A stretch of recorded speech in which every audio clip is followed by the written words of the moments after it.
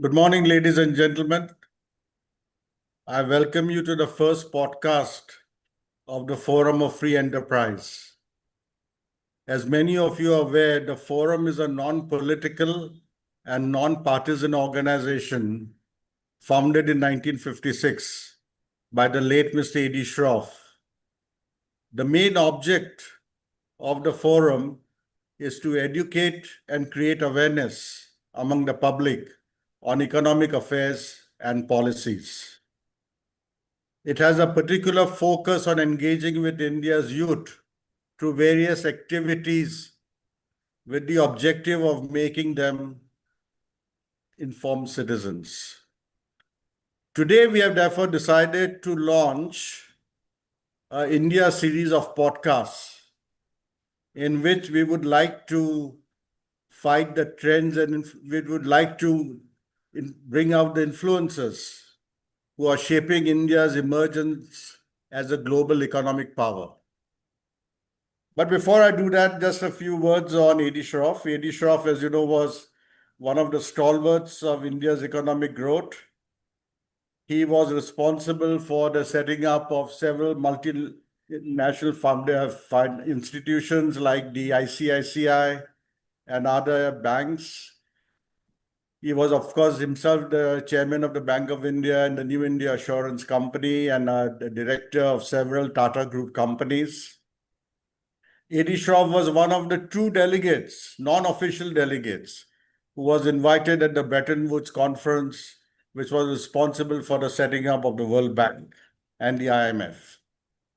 Therefore, A.D.Shroff played a key role not only in India's economic development, but also in international financial growth. A.D.Shroff and others started the Forum of Free Enterprise in 1956, when we found that the first government after independence took a socialist view, and he believed that India should have more and more of free enterprise because the strength of India lies in its people, and the people of India have always been great entrepreneurs. And if you stifle enterprise, then the Indian economy will suffer. And this actually happened. He was proved right during the first 4 decades after India's independence. And 1991 saw the emergence of liberalization. And today we see the fruits of liberalization that has propelled India into the 4th largest economy in the world. Had this happened after independence, maybe by today, India would have been the 2nd largest economy in the world. But nevertheless, we took time. We accepted the advice of A.D.Shroff and other stalwarts, and today India is on the emerging path. We are therefore launching this Forum's Emerging India series of podcasts today. This is the first podcast. It is going to be authored by a great journalist who is the managing editor of Moneylife, Mrs. Sucheta Dalal. Sucheta Dalal is well known. She has written a biography of A.D.Shroff, which is a bestseller, and it has always created a great impact on our social media. So with these words, I now request our Vice President, Mukund. Dr. Mukund is himself a very eminent person, having served with the Tata Group companies for many years. He is the author of several books, including on ESG. Dr. Mukund is Vice President for the past 10 years, and we are very happy that he is going to take this forward and conduct the podcast along with Sucheta Dalal. Over to you, Dr. Rajan. Thank you very much. Thank you, Mr. Reena. You've already made the full introduction, I think, of both the forum and A.D.Shroff. So thank you for that.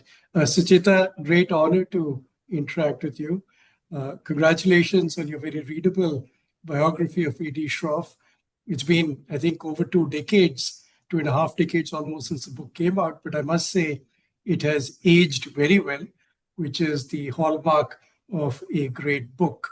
In fact, I have the book right here with me, and I'm sharing on screen the cover of the book. And I'd like to mention to our audience, if any of you would like a copy, please do write to Swati at the Forum of Free Enterprise, who can guide you on how you might procure one. The format for today's podcast, I think the next 40 odd minutes, I will be in conversation with Sucheta. And then we'll have time for some Q&A. If the audience would like to post questions on the chat box, that's fine. I also have some questions sent in advance, which I'll probably open with. Sucheta, we just heard Mr. Arena talking about Mr. A.D.Shroff's list of achievements and accomplishments, his significance as a corporate leader. He was an influential partner at Batlivala and Karani, the respected broking house. Then he joined in 1939 the board of Tata Sons, which was India's largest corporate house, then as it is today, where he became the finance advisor to the Tata Group chairman, J.R.D. Tata. He led many large businesses, including what was at the time one of India's largest insurance companies, the New India Assurance Company, and one of India's largest banks, the Bank of India. He was involved in the governance of a number of industry associations. He was appointed to a number of government committees. And as we heard Mr. Arena say, he was a key member of the Indian mission to the Bretton Woods Conference that really designed the post-World War II international monetary and financial order. He was also deeply involved in the creation of ICICI, the Industrial Credit and Investment Corporation of India. And in 1956, of course, he founded the Forum of Free Enterprise.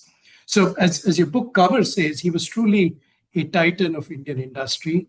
And I think it would be rare to find industry leaders, not just in India, but anywhere in the world, holding the wide array of responsibilities that A.D.Shroff did, with the capability, very importantly, to discharge those responsibilities with competence. So I'd love for you to tell us more about what you think really equipped A.D.Shroff to play so many incredibly important roles. So thank you so much, Dr. Rajan, for having me on this first podcast. It's truly an honor.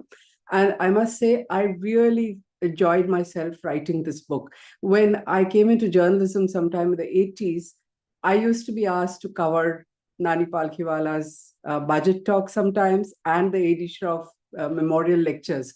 So when Mr. M.R. Pai approached me to do the book, I couldn't believe it because, you are probably younger than me, but most of us have grown with decades of, how socialism and public sector is good for the country until we came to a stage where, as a country, it was so humiliating that you had to wait for those $20 a day. If you wanted to go abroad, you couldn't travel. The Indian passport and visa was such a nightmare. And everyone, there was a brain drain. People were running out of the country. So imagine at that time in the 80s, you come into journalism and you discover there is an organization called Forum of Free Enterprise, which ever since 1956 or 60, when it was set up, has been warning that don't go on the path that you're taking. You have to have free enterprise. You have to have it along with public sector, because remember, there was a Bombay plan as well, right? So for me, it was completely fascinating. And then when I started working on the book, of course, this man, A.D.Shroff, he almost became the deputy governor of the Reserve Bank of India. He went and joined a brokerage firm. So by the time I came into journalism and started covering the market, Batlivala and Karani, of course, existed. But, it was unthinkable that a broking firm would be given the kind, or someone from a broking firm would be given the kind of respect and, considered for their views. And it happened even during, it was not just A.D.Shroff, but even the manner in which the entire Bombay Stock Exchange and its president and others, K.R.P. Shroff, were treated during the Haridas Mundra hearings by Justice M.C. Chagla.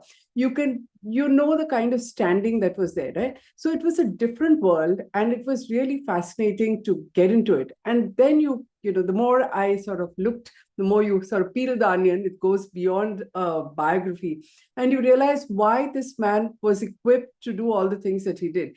To my mind, it is two things, okay? One is, of course, that he was very intelligent, but then a lot of people are intelligent, right? I would credit it to this extraordinary memory that he had. So when I was working on the book, all the people that I met, without fail, everybody, and of course, J.R.D. Tata in his tribute has referred to it, which I've mentioned in the book. Every single person who worked with him remembers this, that right down to 2 decimal points, he would remember things if you just looked at them once. And then when you have knowledge of economics, you know markets, and you have this memory, and then you're looking at industry. But the core of it all was his complete ethical grounding. As we talk, we'll keep coming to it over and over again, but that is what fascinated me, that there is always a cost. If you want to be ethical, there's a huge cost in India. You suck up to government. At that time, Nehru was his friend. And I remember at one of the documents, I noticed that I've not quoted it in the book, but he told Mr. Nehru that, I'm sorry, but our views are now so divergent that I'm not going to be coming and meeting you or staying with you in Delhi. There was that kind of equation. And I think, he was one among a bunch of giant people at the House of Tatas. Every one of them was a giant in his own right. All the authors of the Bombay Plan, as you know. And I think what he had as a little extra was, apart from the intelligence, it was the ethical grounding and the memory. That's fascinating. In fact, just to complement what you said, I'm going to ask you another question. As if his corporate responsibilities were not taxing enough, as you mentioned, the book, A.D.Shroff was also a professor of banking and lectured at Sydenham College. And as you said, one must really marvel at the intellectual capacity of the stalwarts of those days. But speak to us about the mention in your biography. You say that he believed in teaching students to how to think and not what to think. What did he really mean by that? So, he didn't stop at, first of all, for someone at the level that he was, at one time he was a director in 60 companies. So to make that time every morning, the commitment, that I'm going to get up, no matter how busy I am, and I'm going to go and teach those students. I think it really has to be love and passion. Nobody else is going to do that because there's no money to be made. In fact, what you notice is that he put in his own money and he had this banking journal, with the professor there, which was of such a high quality that it didn't look like a student publication. And that is the important part about how to think. And I think it comes back even to his college days. People keep talking about him having a modest beginning, but I think it's modest by Parsi standards, okay? So he was very privileged. He may have been modest financially, but look at the network that he had to study at the London School of Economics and what have you. So in the Elphinstone College, he was fascinated by the speeches of Gokhale and the budget analysis. So I think, at that time, that's the time you see this thread going forward, what the forum did, his own speeches, Palkhiwala. It's all a part of wanting to get people to think. And this, again, is a repeated narrative when I was speaking to people that, he didn't suffer fools gladly. He didn't mind you making mistakes as long as you were willing to think and speak back. And I think that's what he wanted to impart among students. That's why even today the forum does those elocution competitions, and it's wanting people to think. And I think it's so much more important today, isn't it? Absolutely. Spot on. Well, we'll be completing this year 60 years since A.D.Shroff's passing. It's interesting to think that 3/4 of his life really spent when India was still under British rule. It was a British colony. But the last quarter was spent in free India, no longer under the yoke of British rule. And yet, he still remained, as Ms. Ranina was just mentioning, unhappy with the direction that government policies were taking free India towards. What was his fundamental opposition to, of course, what is the then prevailing notion in newly independent India, that the state should occupy the commanding heights of the economy? So I think it starts with, being part of British India. When he went to Bretton Woods, and throughout, he was seen as a Congress economist. That's why he lost the position as Deputy Governor of the Reserve Bank of India. I mean, he was a hardcore nationalist and a patriot. And with the kind of mind he had, working with the Tatas, the industries that were set up, Tata Steel, I'm very sure that they were all looking forward to independence as being able to grow away from the influence of the British government, right? And there was an opportunity for private enterprise to flourish. I mean, after all, without private enterprise playing a role, whether it's a Bajaj Group or, Lalchand, Hirachand, there is no way the freedom struggle itself would have been funded. So I think, post-independence, very soon after, it was a kind of shock to industry as a whole that, suddenly they were pariahs and it was like, we don't need you. And Nehru took a socialist turn and all of them would have felt. So whether they articulated or not, most people, as you know, G.D. Birla thought that he, would go along with Nehru and Nehru will not go down the path of socialism. So in fact, he made the mistake of supporting him initially when the first announcements began to be made. But what comes across, and which is, again, so real that people today should be able to understand is what you hear about the propaganda. So you talk about, you're not just going down the path of socialism. That would have been fine. Commanding heights of public sector, you're setting it up. You're immediately saying that private sector is not to be trusted. Private sector is a bunch of crooks. And I think that was a mistake because you had to go hand in hand. And the Bombay plan very clearly was, if you look at it, it was not talking about, just free enterprise and private sector. It was talking about government controls. It was talking about a government role. It was talking about, certain boundaries or guardrails, if you will, for the private sector as well.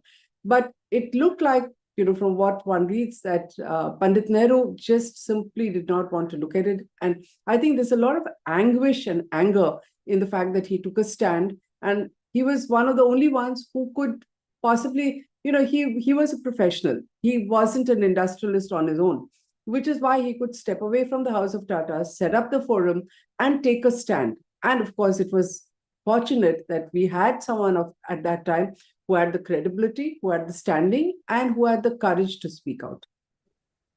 Fascinating. So, as you mentioned, he set up the forum for a reason. What did he think or hope its impact could be at that point of time? I think he wanted to be a non-political voice, to be able to constantly talk to the government and make them listen to the other side and say that, I think he was completely aware that industry couldn't speak, which is true even today. I mean, you look at budget reactions. Everybody is giving you 9 out of 10 for every budget over the last 30 years. And we know many of them have been terrible and rolled back, right? But it wouldn't have been much different. Doesn't matter that they'd just come out of a freedom struggle where they played a role. So I think he set up the forum to be able to, everything about the forum, if you look at it, was very clearly saying that we are non-political. We don't have an agenda other than to educate. So it was constantly wanting to bring out the other side and bring to public, because whatever he said used to be widely reported. It wasn't sort of obliterated. So I think he wanted to be that voice, and he wanted industry to also have a voice through him. Thank you. One of the very interesting things that he did do quite early on the life of the forum is to articulate through the forum a code of conduct for industry. And this, as you mentioned, the book was much before the series of corporate governance regulations that came out in the 1990s and thereafter from the public markets regulator. Can you speak to the context behind the need for articulation of this code? And also, very interestingly, within the code, I noticed there's actually an emphasis on the importance for industry to undertake research and development. So if you could speak to that as well. Okay, so that part is really fascinating because it doesn't stop at the code of conduct that he did afterwards. He was also a member of the Indian Society for Advertisers. That really also fascinated me. You look at an economist and a finance expert, and he's with the Indian Society for Advertisers. And what is the core thing he did even over there, which was that there have to be rules. They have to follow a certain discipline. So while it was also protecting the advertisers from undue pressure and free ads, they had to abide by a code as well. So in fact, that code was a little before. So the message that I kept getting in what he does, what he did in the forum and the way he lived his life was, whether you start with the Bombay plan, where again, they're not saying government is not required. It is required. It had a fair amount of socialism over there in how it was structured. Same thing with the Society of Advertisers. Right then, it looked at the rights of the consumers. It told advertisers that you can't, say whatever you want to in your ads. Though, of course, I think those days they did. All the cigarette ads and the liquor ads were all happening at that time, which was a different world. But that you have to have rules, and that came to industry as well.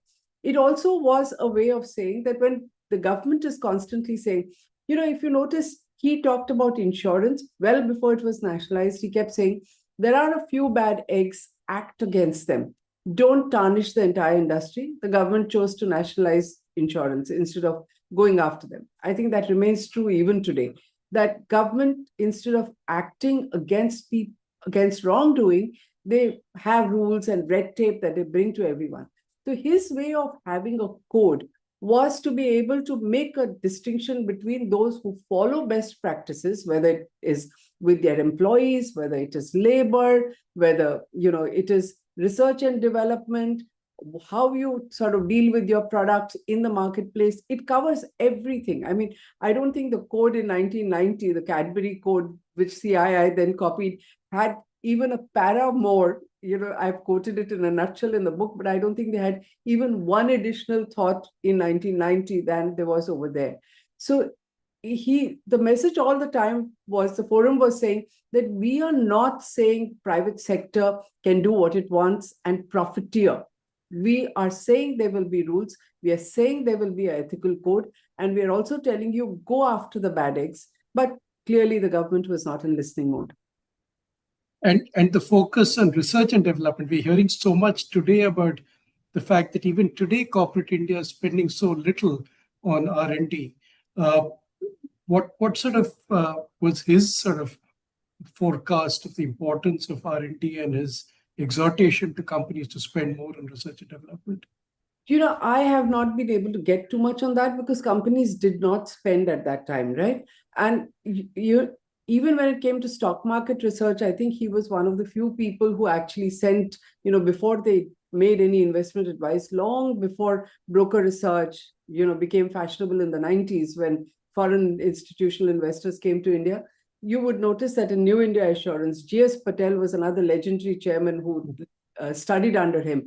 And he would make all of them go out and visit companies. So I think he was very clear that companies have to keep building. And, the other thing that he was doing is he was bringing foreign companies and doing tie-ups. So I guess he knew the kind of research that's happening over here. But I think in his time, it was just early days. He was giving them a direction rather than having anything on the ground that one knows about. Right. Now, one of the things that both Mr. Ranina and you just mentioned has been, of course, the fact that the annual calendar of events of the forum, there has been this analysis, public analysis of the union budget. And that's something that A.D.Shroff started. And of course, a tradition that Nani Palkiwala, amongst others, carried forward. And these days, Mr. Ranina himself does that. Tell us about the popularity of these budget analysis speeches. And these were, of course, delivered in a time when you didn't have social media or internet, and access to information for the public was not actually particularly easy. Correct. So, even when I started in journalism, everything used to come on telex machines, right? So people who covered the budget in Delhi. So we used to come to office at around 7 in the evening and then, be ready to pull an all-nighter because things would sort of trickle down. And even the budget speech on television started happening much, much later, which used to be at 7 in the evening. So clearly nobody understood the fine print, which sort of came down to the budget documents came the next morning to Bombay in big piles, and then they had to be analyzed. And nobody really understood except the headlines, and the market would react to it. So people waited for it. And I think, again, like I said earlier, A.D.Shroff realized the importance after he was looking at Gokhale's analysis of the budget, right? So he was a big follower, and this is his college days. And I think he was influenced from that time because he would have been noticing how many things the media says on day one, because that comes from the press conference that is held post-budget and which is the government's version of what they think they have done, while the fine print is often diametrically opposite, right? So he began to analyze the budget, and with the kind of memory that he had, you can imagine how good it would have been. So it used to be at the Green Hotel, which was near the Taj, which was broken down to build the new Taj building later. And he was constantly discovering or looking out for who could take over and do this analysis, and discovered Nani Palkhiwala. You know, I think M.R. Pai is the one who discovered him. And after the first budget, after hearing him, he said, "Where have you found him? We need to encourage him." And Nani Palkhiwala, of course, you know, I mean, I've been privileged to have heard him at his best, including at controversial AGMs of ACC, you know, where he just held the whole audience with pin drop silence. So his budget speech used to be something that we had to cover. It was growing every year. It was a bigger and bigger venue until finally it was at the Brabant Stadium. And the market would move the next day based on what he has said. And it was brilliantly put, address the common person in language that they could understand, actually simplified. And it was like a, you know, calendar event. People even if they didn't hear the budget, they had to go and listen to him for a variety of reasons. Parents would make their children go and listen to it as a learning. People in the market would go. Anyone who ever traded had to go. And people in general to understand what's happening in the country, because he had an analysis on the government, on, you know, the hypocrisy so many times and what is said and what they really mean. Of course, it's all come to an end because now you have 24-hour coverage. And I'm sorry to say that 24-hour coverage doesn't give you a fraction of what somebody like Nani Palkhiwala gave you until 99, because, you know, you're on and you are appeasing the government. So you may be a big name in industry, but you're never speaking the truth.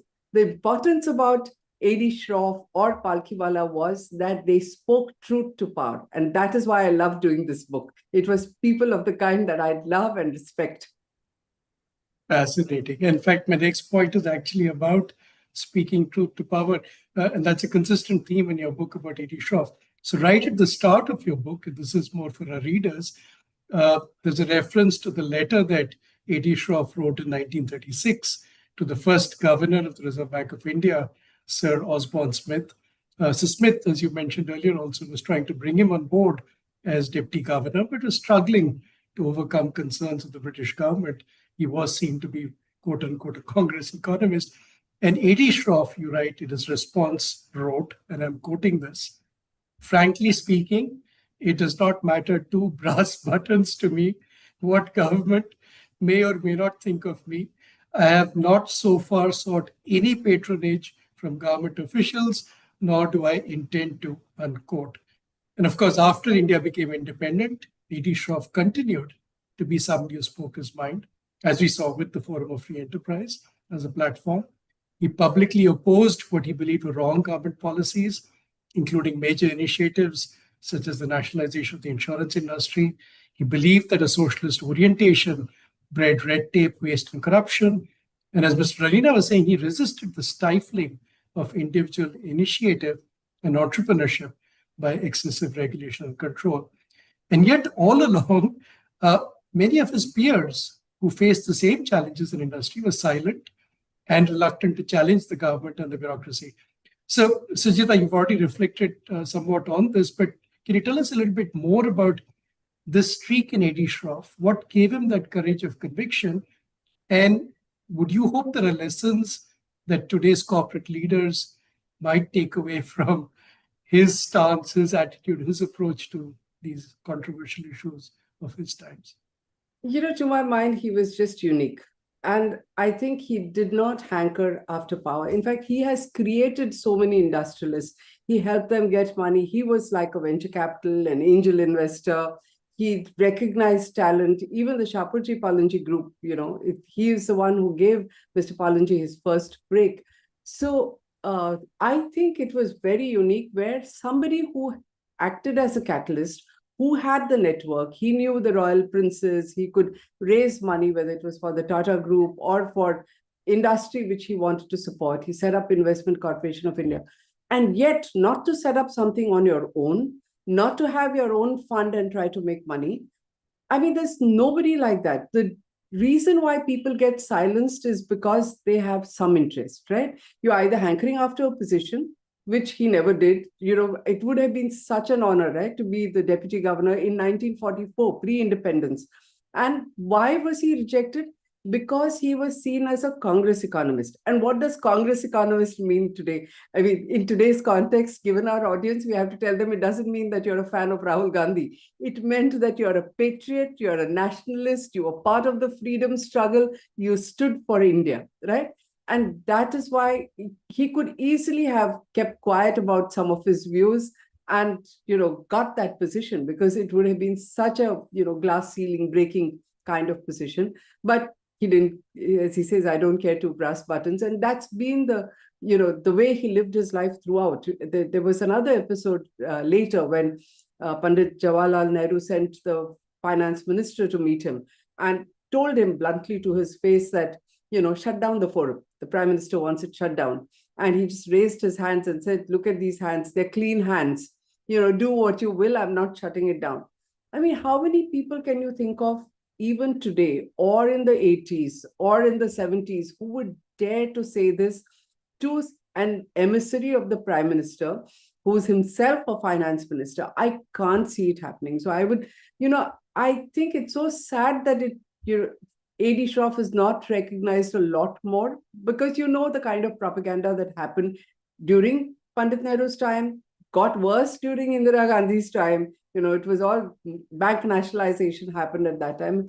Until the 90s, he would have been like a maverick. But it's really good that we are sort of, revisiting it and saying that, yes, we had all the right ideas right after independence, and it's time to rethink a few of them, because today it's not as though things are working. This whole difference between the rich and poor has increased.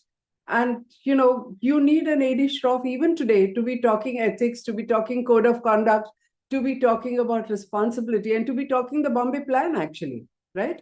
Quite right. And in fact, that's exactly what I'd like to dwell on next. So over the past 3 decades, you'd actually think that India seems to have embraced many of the policy prescriptions of A.D.Shroff in the Forum of Free Enterprise. So sectors that were nationalized, like insurance and banking, have once again been opened up and are seeing considerable private sector activity. Sectors like defense, that were seeing the dominance of public sector enterprises, are now finally trying to crowd in private investment. And regulations to enforce better corporate behavior have all improved over the years, the point you made about the code of conduct and so on. So what today do you think would be the kinds of issues that A.D.Shroff would agitate about?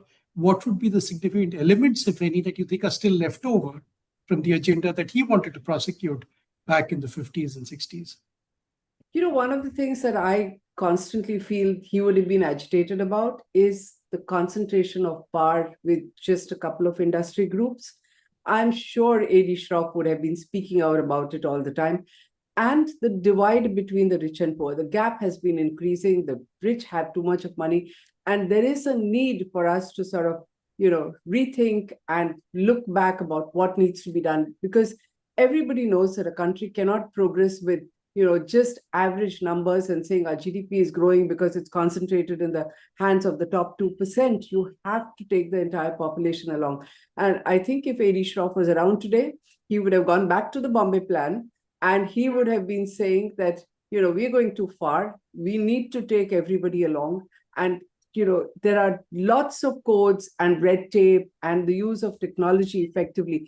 We are not taking our poor along with us, whether it is banking or whether it is technical growth. They are pleading to be, our farming, there are obvious solutions. We don't look at them. Rural India, just about 200 kilometers from Bombay, it's a different world.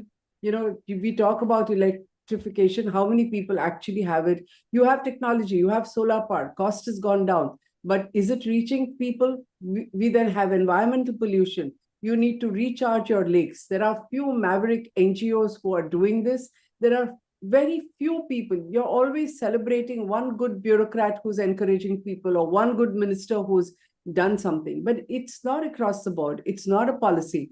And I think if A.D.Shroff was around today, he would be talking about all this through the forum. Thank you for that. And so let me just push you on two specific issues. If A.D.Shroff were with us today, how would he go about tackling climate change? And second, the advent of artificial intelligence. So what kind of preparation do you think he'd advocate for Indian managers and workers? And what kind of collaboration do you think he'd see between industry and government on these critical issues?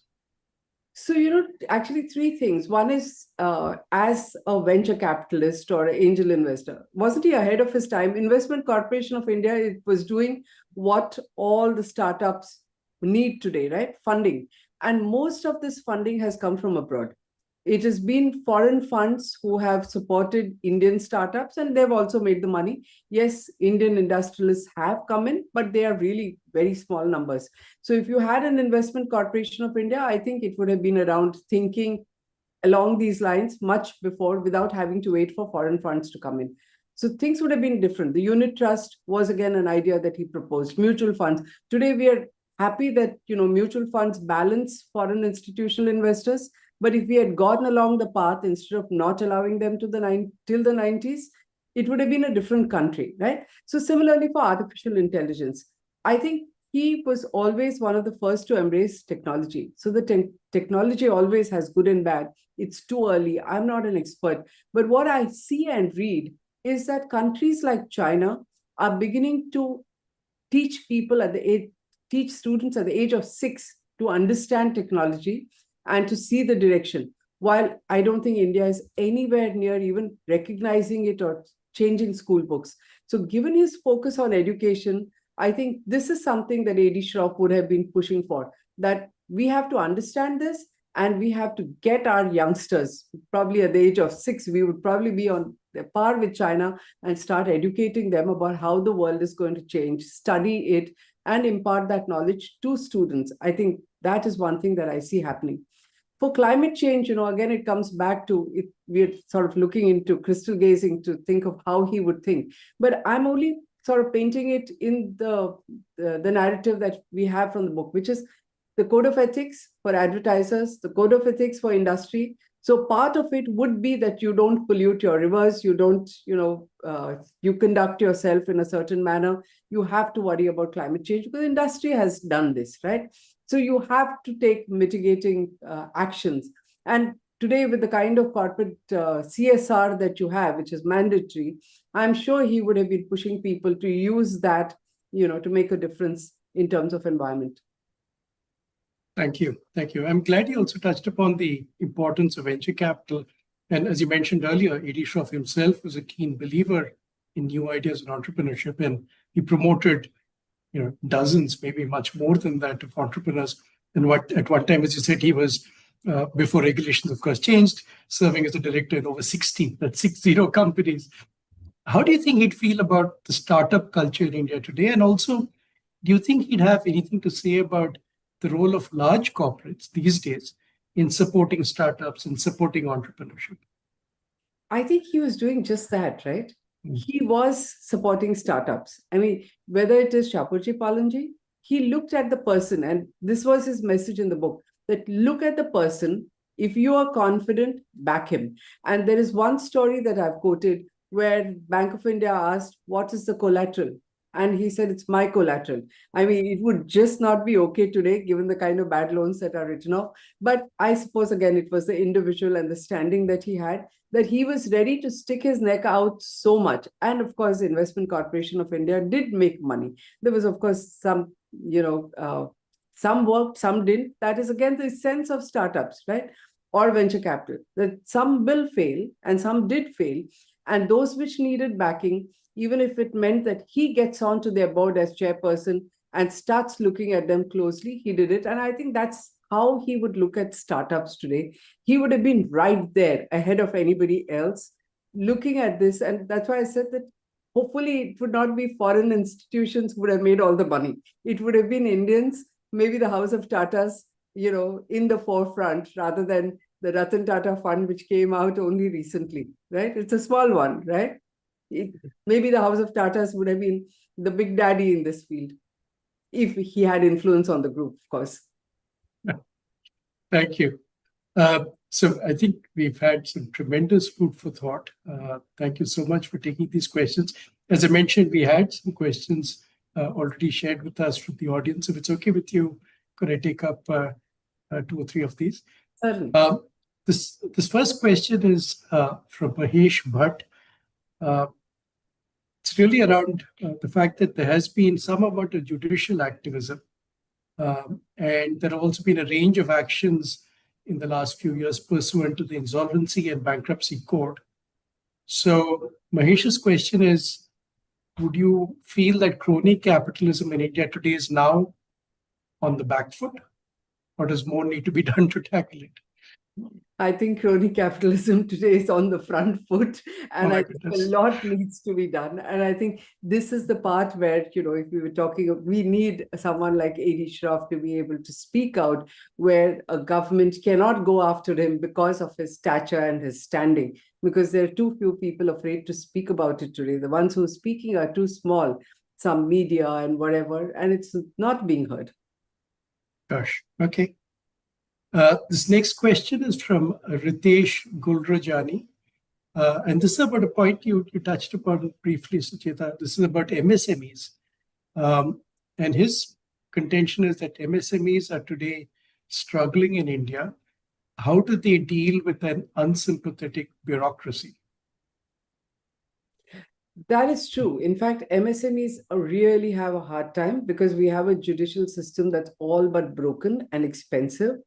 And you would be surprised, but I've had several bank chairmen telling me, we have something called Moneylife Foundation, which does financial literacy and helps people in difficulties. And we've had at least 3 bank chairmen, including one who was our trustee, to say that it's all very well to do it for individuals, but how about doing it for MSMEs? Because we as banks, nationalized banks, even take the shirt off their backs. And a lot of times, these are young entrepreneurs who are there because of a passion, right? So they bet their house, they bet their savings on whatever they set up. And if the bank funding and working capital doesn't come in time, they just get destroyed. Not just their businesses, but them as individuals, because they've staked everything on the business. And it's a well-recognized fact that MSMEs are not treated well. So we have a lot of lip service in India. There's any number of committees, there's any amount of talk. The government will refer to them, budget speeches, but nothing really happens on the ground. Right. So in fact, extending that is actually the next question from Shirish Shanbag. Can you identify critical societal problems of the last 2 decades that you believe today the Forum of Free Enterprise should be helping to resolve? Goes back to a question, what would A.D.Shroff be talking about today if he were with us? Almost like an agenda for you now that you've joined the forum. And I really hope there's a lot that you can do out there, because I seriously think that the forum is required today. You need a body with standing to be able to say a few things. Education is wonderful. The forum will continue to do that, but maybe a little more, talk on what is happening. And you have already identified them in your questions, how to deal with AI, what to do about the environment. These are 2 important issues. You're looking at, development that's happening. So we're talking about the time when Pandit Nehru controlled the narrative and said commanding heights of public sector and everything else was wrong. Only the public sector can run airlines, run banks, run insurance. And now we know that it was all wrong, right? So today we are going to the other extreme, where we are saying only certain industries will take over, and you're selling government assets quite cheap. There is a government role in some of them. So while government stops making bread, which is wonderful, we all welcomed it, the government cannot give up its role as a regulator as well. So it's time for the government also to talk about, level playing field, fair play between the really big industrialists. You look at how the bankruptcy code is happening. It's nicely manipulated. People are writing off 90% of loans. There is no serious attempt to get the money back. You have a couple of Supreme Court judgments, but why do we have to wait until things go to the Supreme Court? It's a long process. It has to be the government that intervenes. And you need to have a white paper. Today, we are dealing with, the different things that President Trump announces on a day-to-day basis. You have China, which is an important part. There was a long time where India felt that we had earned the right to hyphenate ourselves with China. And I think it's increasingly been proved that China is way ahead of us. We are more hyphenated with Pakistan thanks to terrorism. And in all this, we need voices that speak out. We can't have, industry chambers just saying, yes, the government is right on everything and quietly lobby for what they want. We need the public to know. And in these days when there is so much of misinformation on social media, everybody has an IT cell. Even corporate houses have their IT cell to control the narrative. Invariably, I have people saying, what do we believe? Who should we believe, right? So if you have a body like the forum, which talks on industry issues with the credibility that A.D.Shroff had, then it's so easy for me to say, read what the forum has put out. That's what you need to believe. Forget what you're hearing on WhatsApp or on Twitter.